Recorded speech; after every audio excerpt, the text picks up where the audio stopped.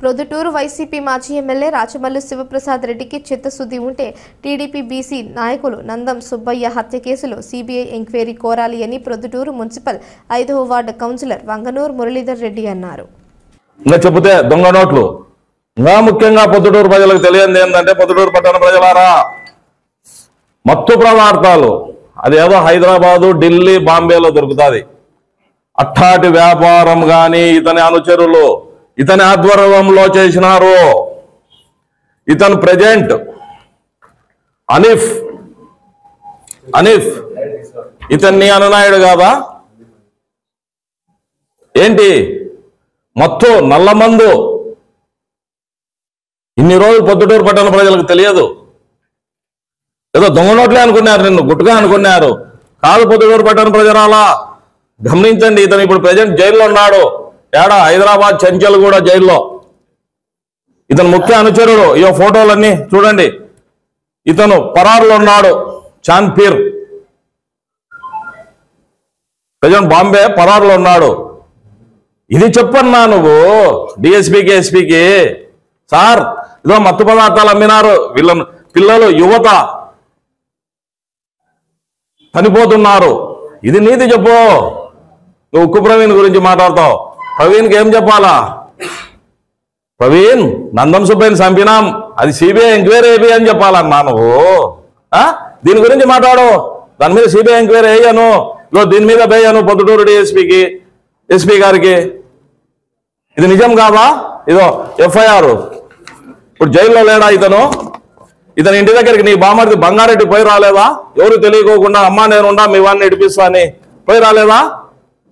దీని గురించి మాట్లాడు. పొద్దుటూరు యువత ఏ విధంగా నాశనం చేశాడో. పొద్దుటూరులోగానే అమ్మినాడు ఇతను నల్లమందు. అది పోలీస్ ఇంటరాగేషన్ లో చెప్పినాడు. దీని మీద మాట్లాడినా నువ్వు.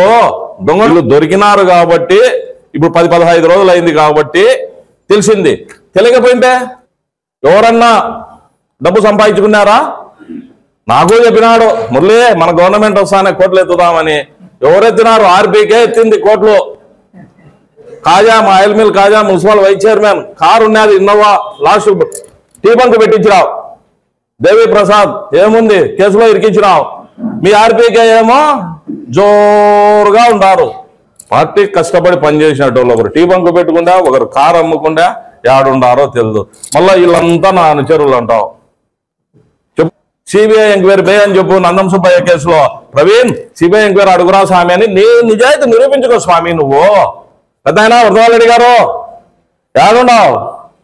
ఒక సూరి పోయి గవర్నమెంట్ వచ్చింది కదా అని ఈయన గురించి మాట్లాడు. ఈయన ఆ క్లబ్లో కమిషన్లు వస్తాయి.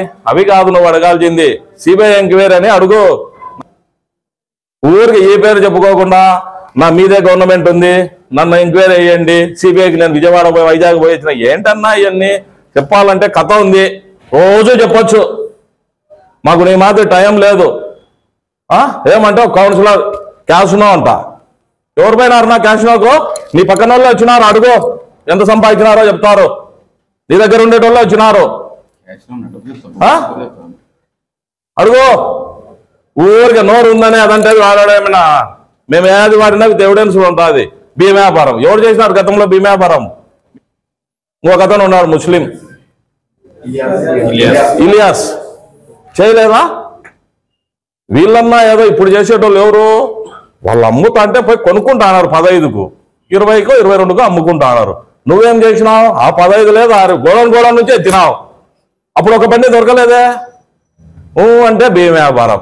ఎవరు నీ మీద ప్రెస్ మీట్ పెడితే వాళ్ళ వాడి మీద పెడతావు. అంటే పెట్టొద్దానే, ఎవరు నేను ఎదిరియొద్దానే. నీతి వాక్యాలు చెప్తా. ఇప్పుడైనా తెలుసుకొని బాగుండ.